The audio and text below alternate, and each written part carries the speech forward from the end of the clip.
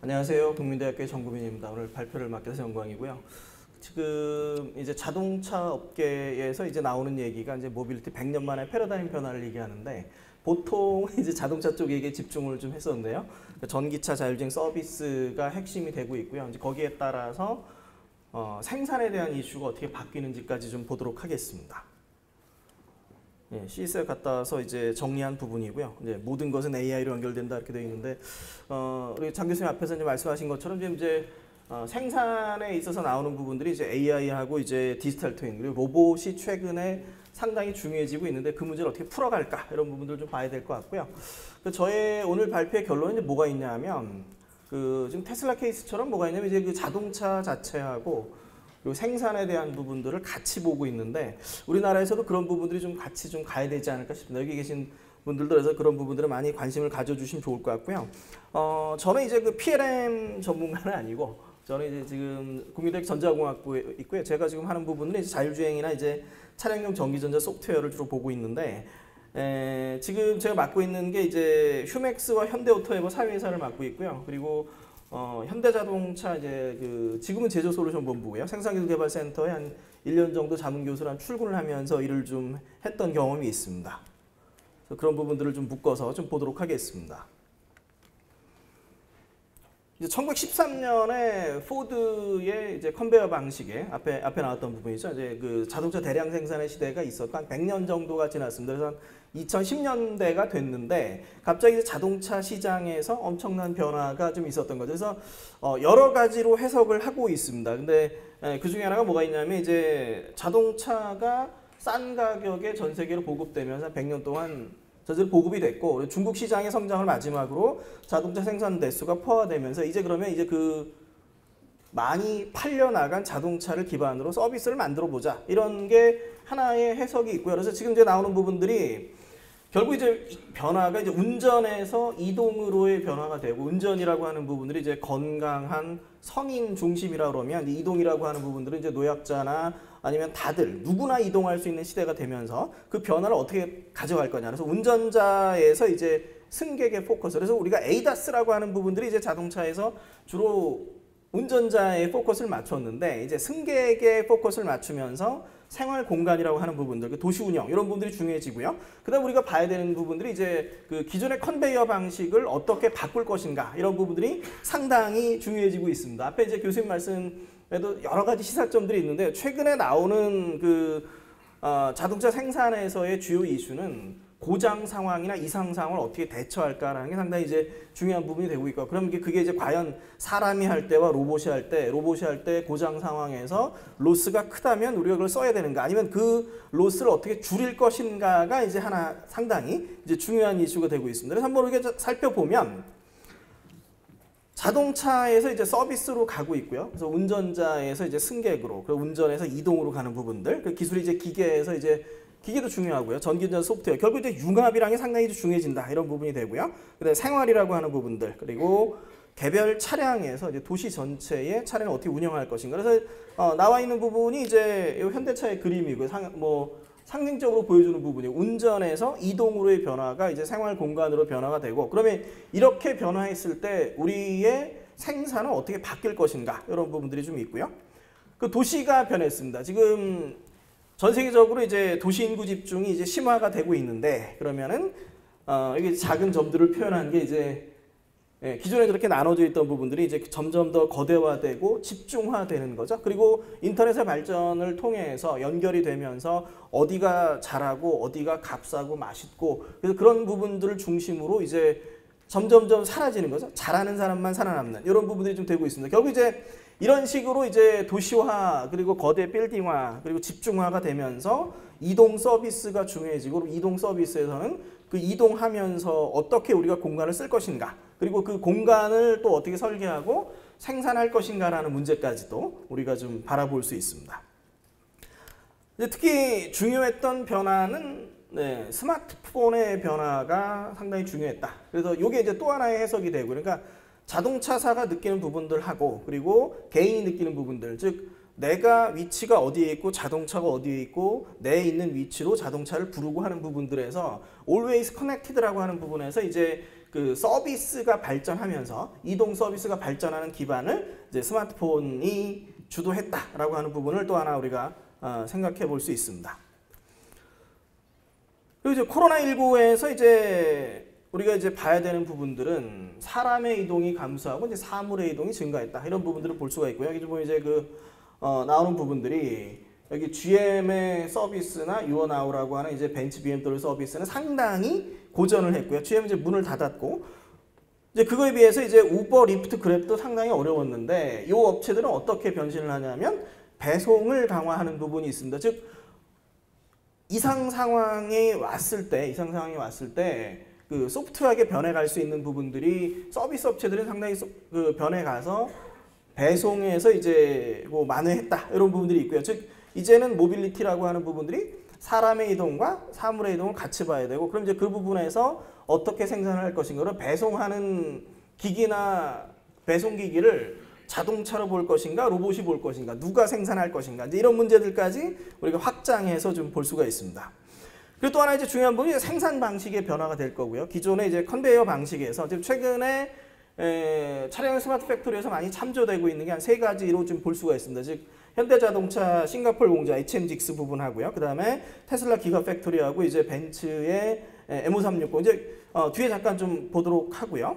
그래서 결국 이제 우리에게 주는 시사점은 서비스와 소비자 중심의 시장 변화가 오고 있다. 그래서 그것을 위해서 어떤 데이터 기반의 파괴적인 혁신을 우리가 어떻게 가져갈 것인가. 그리고 거기에 대해서 그 소비자를 위한 차량을 만들게 되면 결국 다품종 소량 생산의 시대로 가는데 약간 이제 다른 부분이 있습니다. 뒤에 이제 보시면은 이제 자동차사가 고민하고 있는 부분이 과연 대량 생산이 중요한가 아니면 다품종 소량 생산이 중요한가 아니면 두 개를 적당히 믹스해서 갈 것인가. 테슬라의 고민과 기존 자동차사의 고민이 상당히 이제 다른 부분이 있고요. 그래서 이제 테슬라 방식의 스마트 팩토리 부분들 그리고 자동차사가 이제 다품종 소량 생산이나 홀류 생산을 위해서 취하는 방식들이 약간씩 이제 다를 수 있습니다. 결국 이제 그 융합이 중요해진다 이렇게 좀 볼 수가 있겠고요. 그래서 애플이나 이제 테슬라나 아마존에서 가지고 있는 부분들, 컨텐츠 중심의 스마트폰, 사용성 중심의 전기차, 편리하고 효율적인 배송 이런 부분들이 좀 있습니다. 그래서 여기 이제 하나 잠깐 제가 화살표를 몇 개 가져왔는데 처음에는 요선이 최선이었고요. 그 다음에 시간이 지나니까 요선이 최선이었고 그 시점에서 이게 최선이었고 또 그 시점에서 이게 최선이었어요. 근데 그걸 원점에서 보면 또 최선의 길이 있다는 거죠. 지금 이제 우리가 코로나19를 통해서 발전해 있는 AI나 디지털 트윈이나 로봇을 바탕으로 우리가 생산이라든가 전반 자동차라든가 이런 것들을 혁신해 나가야 된다. 이런 의미로 하나 우리가 생각해 보면 좋을 것 같습니다. 전기차로 오면은 지금 이제 올해 CES나 이제 전반적인 모터쇼의 트렌드는 고급화나 이제 대형화입니다. 미국의 전기차 이제 중형 픽업 트럭 부분들. 그래서 전에는 그냥 대체 이동 수단의 싸진 않지만 어떤 대체 이동 수단이었다 그러면 이제는 어떤 주 이동 수단으로 바뀌고 있다라고 하는 부분이 있고요. 고급화 부분이 반응이 빠르고 그다음에 주행 거리가 길어지고요. 디스플레이가 이제 화려해지는 부분들이 있습니다. 근데 이것과 대비되는 부분은 뭐가 있냐면 이제 반대로 뭐가 있냐면 이제 누구나 만드는 전기차 시대가 됐고요. 그러니까 내연기관이라고 하는 부분들이 엔진이라는 게 상당히 어려웠는데 이제 전기차로 가면서 누구나 만들 수 있는 후발 국가들의 이제 전기차 시장 진입이나 신생 업체들이 늘어나고요. 그 다음에 거기서 이제 이 ICT 업체들도 전기차 시장 진입을 하는 거죠. 이제 뭐 주문형 생산이 가능하고 내가 원하는 대로 만들어줘 이런 부분도 좀 나타나고요. 그 다음에 이제 위에랑 이제 아래랑 약간 틀린 부분이고 세 번째는 이제 그래서 세 번째 네 번째는 그래서 지금 전기차 선두주자인 업체들이 어떤 노력을 하고 있는가를 보면 생산 비용 절감을 계속 얘기를 하고 있습니다. 어떻게 생산을 절감할 것인가. 배터리라고 하는 부분들이 차값의 한 40%를 차지하고 비싼데 그러면 이제 배터리를 절감하던가 아니면 나머지 생산을 절감하던가 이런 부분들. 그래서 스마트 팩토리를 통해서 대량 양산하는 부분들이 있고요. 그 다음에 부품 최적화 부분이 하나 있습니다. 이제 뭐 기가 프레스를 통해서 기존에 이제 나오는 생산 방식을 다 바꾸자라고 하는 부분이 하나 있고요. 그 다음에 4680 배터리도 여러 가지 시사점을 주고, 그러니까 기존의 배터리 셀을 이제 셀 투 팩, 셀을 팩으로 감싸고 셀 모듈 팩으로 이제 2단계 가야 되는 거를 셀 투 팩으로 한 단계만 가서 생산 공정을 줄여주죠. 또는 이제 셀 투 팩도 아니고 셀을 직접 차체에 붙여버리면서 공정의 절감 그리고 생산 비용의 절감을 가자라고 하는 부분이 있고요. 그다음에 현대 이제 아이오닉 5를 보면은 인버터 승합 기술이 있습니다. 여기 이제 뭐가 있냐면 기존의 전기차에서 200V, 400V, 400V가 이제 고전압 충전인 거죠. 근데 이제 현대 아이오닉 5가 800V로 충전을 했고요. 그러면 200V와 800V를 가져가는데 기존의 400V는 어떻게 할 거냐라고 하는 부분이고, 그 400V 충전을 가져가게 되면 별도의 모듈을 또 집어넣어야 됩니다. 그게 한 뭐 표로 한 150만 원 정도, 뭐 100만 원, 150만 원 요 정도 하게 될 텐데요. 근데 그거를 없애고 이제 인버터 승합 기술로 가게 됩니다. 지금 이제 전기차라는 게 어떤 단순하지 않고 상당히 여러 가지 기술이 가고 있고요. 그 다음에 이게 동시에 어떤 스마트 팩토리 생산과 같이 묶여야 된다라고 하는 부분이고요. 그 다음에 신기술 쪽에 보면 이제 최근에 나오는 게 이제 액시얼 플럭스 모터, 물론 이제 양산의 이슈가 좀 있는데 뭐 코일을 어떻게 할 거냐, 히토리 없는 모터를 어떻게 만들어 갈 거냐 이런 부분들이 있고요. 배터리는 지금 이제 실리콘 배터리라든가 뭐 나트륨 배터리, 전고체 배터리 다 이제 어떤 만들어내는 게 중요한 것이 아니라 양산을 어떻게 가져갈 것인가라는 게 중요해지고 있습니다. 이게 이제 CS에서의 주요 동향이었고요. 그래서 고급화 대응으로 가는 부분들이 있고, 그 다음에 저가가 있고, 그래서 뭐 테슬라 전기차에서도 그 부분을 나눠주고 이런 부분들이 좀 있고요. 그 다음에 이제 또 하나 우리가 봐야 되는 부분들이 이제 다양한 연계 산업으로 확장되는데, 그리고 이제 선박이나 농기계, 로봇, UAM으로 확장되는 트렌드를 어떻게 우리가 볼 것인가도 중요해지고 있습니다.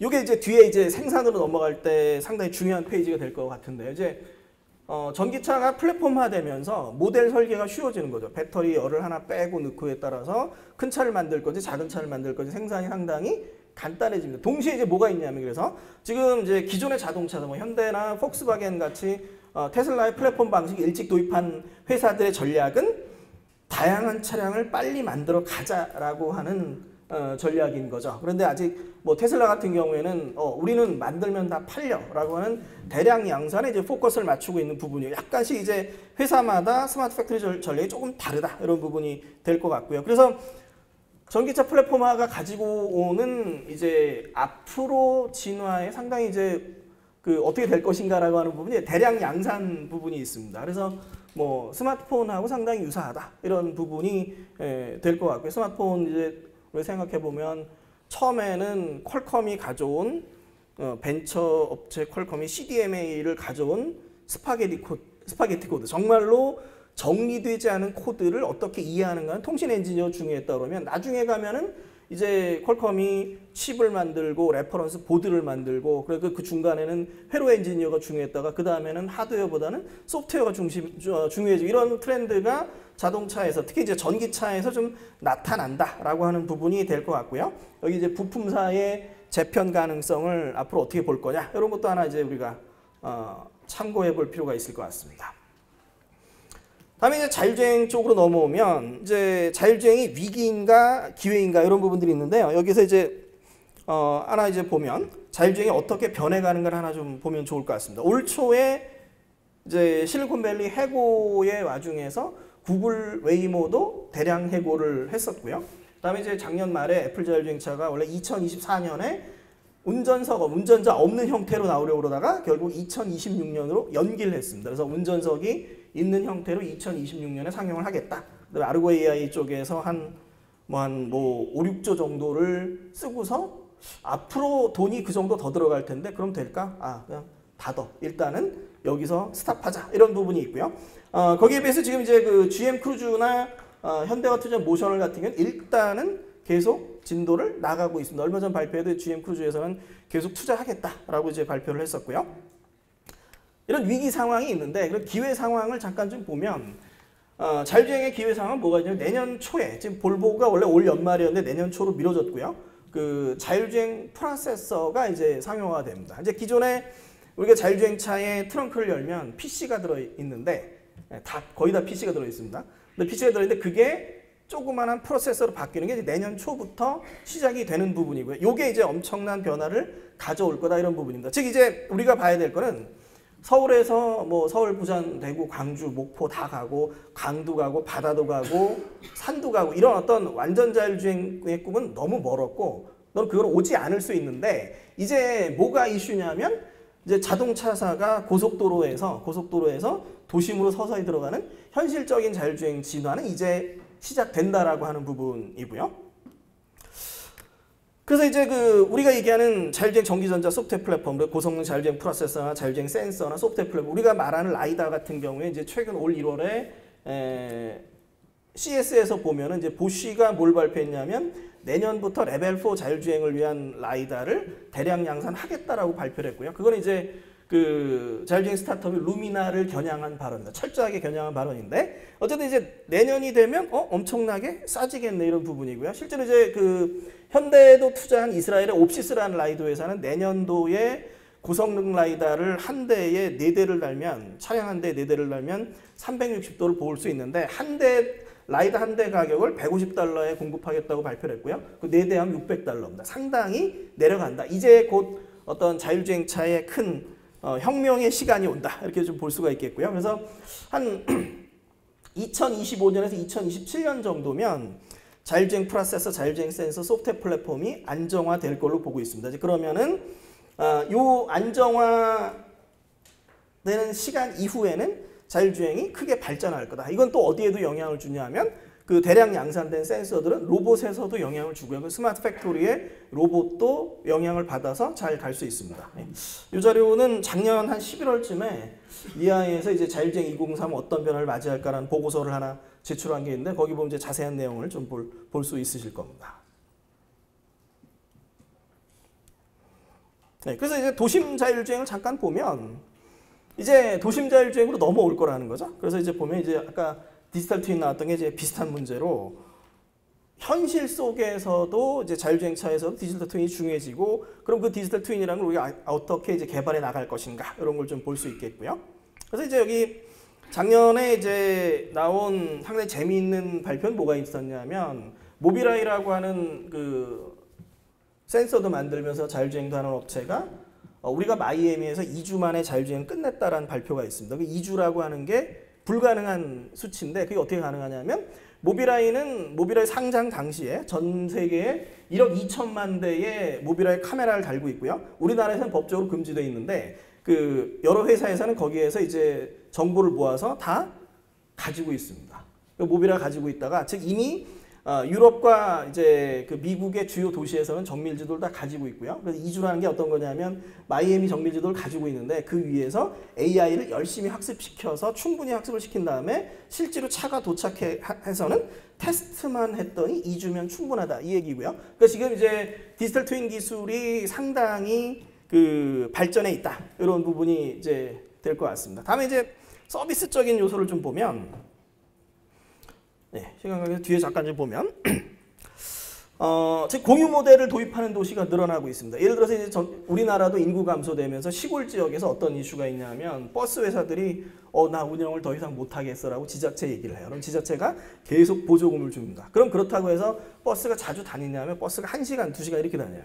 여기서 이제 노스캐롤라이나 윌슨시티가 하고 있는 게 뭐냐면 기존에 5개의 버스 노선으로 1시간 주기 운행하던 거를 소형 밴으로 대체해서 우리가 카카오 택시 부르듯이 불러서 타는 거죠. 대신 이제 비용을 1.5달러로 책정을 하고 이렇게 책정한 다음에 기존에 버스에 들어가던 비용들을 다 보조금으로 거기에 주는 겁니다. 그랬더니 이제 한 운영을 해보니까 주당 한 3,700회 운행을 해서 기존 버스가 1,400회 운행인데 사람들의 이동이 늘었다. 그래서 거기를 통해서 경제활동이 활발하게 간다. 이런 얘기가 되고 그래서 예산이 근데 30만 달러가 더 들어가네. 그래서 주민회의를 통해서 야 이게 지자체 부담인데 어떻게 할까? 오케이 2.5달러로 요금 인상을 하면 충분히 운영이 될 거야. 이게 앞으로 어떤 교통에서 일어날 상당히 변화로 보고요. 지금 지자체들 사이에서 고민을 많이 하고 있습니다. 그런 부분인데 이제 그게 이제 결국 생산하고는 어떻게 연결되는가? 이걸 우리가 봐야 되는 거죠. 지금 나와 있는 이제 기아의 니로 플러스나 PBV라고 하는 부분들, 그다음에 아마존 리비안의 전기 배송 밴을 잠깐 좀 보면 지금 요게 이제 기아 니로 플러스를 보면 택시 전용 차량인데요.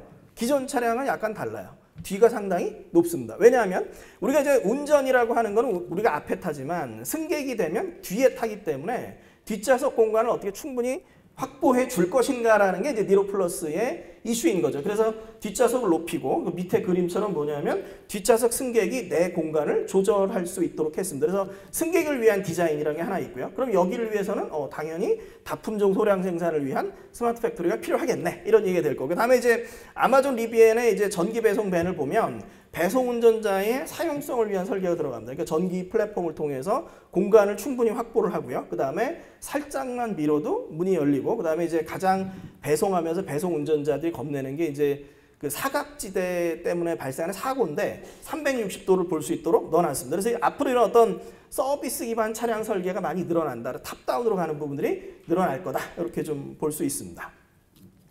그 스마트 팩토리 쪽으로 이제 우리가 보면 그 여러 가지 이슈가 있습니다. 전기차에 따른 생산 변화가 있고요. 테슬라가 대량 생산을 하는데 우리는 어떻게 할 것인가 이런 부분들. 그 다음에 자동차사 입장에서 기존 공장을 전기차로 생산 전환을 하던가 아니면은 전기차와 내연기관을 홀류 생산할 수 있도록 해야 되는 부분이 있습니다. 그리고 이제 기존의 컨베이어 방식을 셀 방식으로 바꿔야 되는데 이게 쉽지가 않거든요. 그래서 이걸 어떻게 적용을 할 것인가. 그 다음에 아까 나왔던 것처럼 이제 자동화와 로봇 활용이 엄청나게 증가하는데 이걸 어떻게 적용하고 어떻게 시뮬레이션 할 것인가, 그리고 고장에 어떻게 대응할 것인가. 지금 이제 이 자동화 로봇 활용에서 가장 고민하고 있는 부분들은 이제 고장에 대한 부분이고, 또 하나는 뭐가 있냐면 품질 이슈가 있습니다. 과연 이렇게 생산을 했을 때 품질이 좋을 것인가. 이제 뭐 공식적으로 나온 얘기는 아니지만 이제 테슬라 발표에서도 보면 미국 공장에선 로봇 중심으로 가면서 마감 문제가 좀 있었는데 그 문제 나온 부분들을 이제 그 특히 이제 병목항에서 나온 부분들을 사람으로 대체해서 상하이 공장에서 오히려 이제 품질이 상당히 높아졌다. 이런 보고서도 좀 나오고, 그래서 앞으로 어떤 사람과 로봇을 어떻게 활용할 것인가 이런 부분들도 또 하나 이제 이슈가 됩니다. 그래서 이제 최근에 나오는 이슈 세 가지, 테슬라, 벤츠, 현대에 보면 기가 팩토리 56, 그다음에 HMGX 싱가포르 공장의 이제 이슈들은 보면 테슬라의 기가 팩토리는 적은 모델을 대량 생산하는 게 이슈가 되고 있고요. 벤츠 같은 경우는 이제 이 공장은 홀류 생산입니다. 내연기관과 전기차 어떻게 홀류 생산할 것인가. 그리고 현대의 HMGX는 주문형 생산인 거죠. 즉 소비자가 원하는 것을 지정하면 거기서 즉석으로 찍어내는 이런 부분이 이제 되고요. 근데 거기에 이제 들어있는 플랫폼이 이제 테슬라의 Manufacturing Operating System이라고는 MOS 부분하고 벤츠의 MO360도 많이 참고가 될 거고요. 현대 이포레스트는 이제 전체 스마트 팩토리 전체를 이제 나타내는 용어이긴 합니다.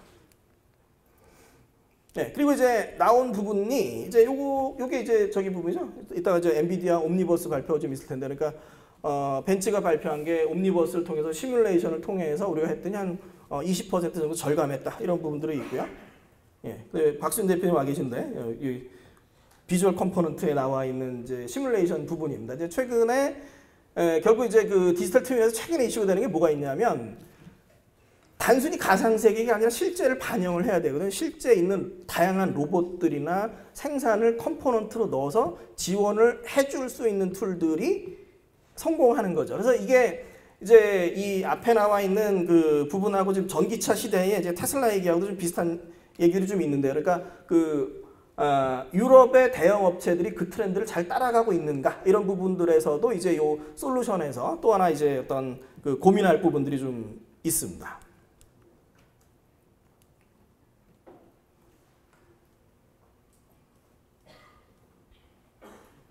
네. 그래서 이제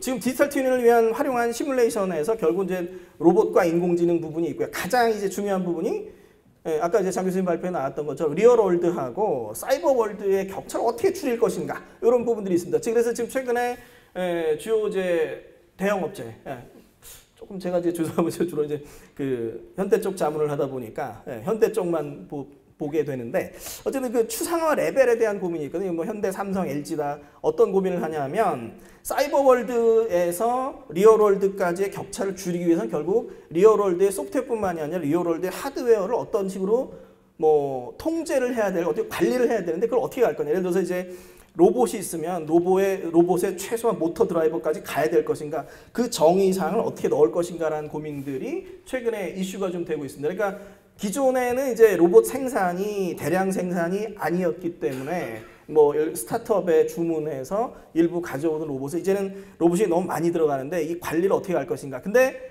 직접 생산할 수는 없습니다. 그건 단가가 안 맞기 때문에 이제 그런 부분들을 같이 좀 보고 있다. 이런 부분들을 고민해 볼 수 있을 것 같고요.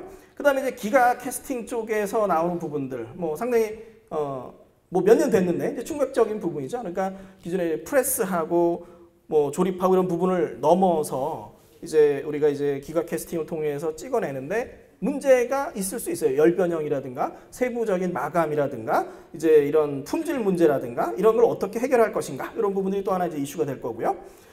다음에 이제 그 언박스드 프로세스가 과연 성공할 것인가. 물론 이제 조립을 하는 거죠. 이게 기존의 프로세스가 아니라 이제 여러 개의 6개의 모듈로 나누어서 조립하는 부분, 생산 단가를 줄이자. 그래서 뭐 제조에 필요한 이제 시간 한 30% 정도 감소하겠다 이런 부분 나오고, 이런 2030년까지 2천만 대 생산 목표의 언박스 프로세스가 이제 핵심이 되고 있습니다. 실제로 이제 자동차사들도 생산에 이제 셀 방식 적용이 늘어나는데 아이디어란 셀 방식은 상당히 어렵습니다. 시뮬레이션 상당히 어려운데 그걸 어떻게 적용할 것인가 이런 고민들이 좀 있고요. 현대차 쪽에 이제 HMGX 쪽에 나와 있는 부분이고. 그 벤츠의 이제 스마트 팩토리 56 많이 이제 참고가 되고, 이게 MO360이라는 플랫폼이 전체 데이터를 모아서 분석하고 이런 부분들 테슬라의 이제 MOS랑 뭐 비슷한 수준으로 우리가 좀 보고 있고요. 다음에 이제 그 아레나 2036에서 독일의 대형 산학 프로젝트에서도 이제 스마트 팩토리 관련된 부분 좀 보고 있습니다. 그래서 여기서 이제 연계하고 있는 게 카테나 X 해서 전 데이터 관련 표준 부분들, 그 다음에 여기 SDN 부분이죠. Software Defined Manufacturing 부분들. 그래서 SN4FGI 정확한 명칭은 모르겠습니다. 이게 이런 부분, 스마트 팩토리 관련한 부분, Software Defined Manufacturing 부분이 이슈가 진행이 되고 있다. 이런 부분이 될 것 같고요. 그 다음에 현대 HMGX는 뭐 정보가 많이 있지는 않습니다. 지금 공개는 잘 안 하고 있는데, 어쨌든 지금 이제 보면은 이제 개인의 니즈에 맞춘 주문형 제작을 어떻게 해갈 것인가 이런 부분들, 그 다음에 디지털 트윈을 통한 이제 공정 최적화 부분, 그 다음에 공장 내에서의 로봇 사용성을 극대화하는 부분, 이런 부분들에 이제 많은 그 고민들이 녹아 있고요. 상당 이게 하나의 어떤 그 레퍼런스 공장이 돼서 이제 현대차의 발전에도 많이 이제 도움이 되지 않을까. 우리도 많이 이제 관심을 가지면 좋을 것 같습니다. 그래서 결론을 보면은 모빌리티 100년 만의 패러다임 변화가 전기차 자율주행 서비스라고 하는 자동차의 변화를 만들어낸 동시에 이제 뭐냐면 스마트 팩토리의 중요성이나 다품종 소량 생산, 그리고 대량 양산에 대한 고민들, 소비자 선호에 대한 이제 맞춤형 생산의 부분들, 그리고 결국 우리가 가야 될 건 뭐냐면 자동차와 생산이 나눠져 있는데 이걸 어떻게 테슬라의 모델처럼 통합해서 볼 것인가, 그리고 생산 단가의 절감, 이런 부분들도 이제 이슈가 된다라고 볼 수가 있습니다. 그래서 결론 페이지고요. 전기차 자율 서비스의 진화에 따라서 생산 방식을 어떻게 할까라는 걸 많이 고민을 하고 있고, 그리고 대량 양산이나 홀류 생산, 주문형 생산이라고 하는 부분들, 그 테슬라보다는 기존 자동차사 입장에서 홀류 생산이나 주문형 생산의 고민이 상당히 많다라고 하는 부분이고요. 소프트웨어 디파인드 매니팩처링, AI, 디지털 트윈, 로봇의 사용성이 늘어나고 있다. 그리고 결국 어떤 부품이나 차량, 스마트 팩토리 로봇을 전체 연계해서 발전시키는 부분이 이제 중요할 거다. 이렇게 좀 볼 수 있겠습니다. 네, 제 발표는 여기까지 마치고요. 나중에 또 이제 많은 얘기 나누면서 또 이제 나누면 좋겠고요. 네, 또 우리나라 스마트 팩토리와 우리나라의 산업의 발전을 잘 이끌어 주십시오. 감사합니다.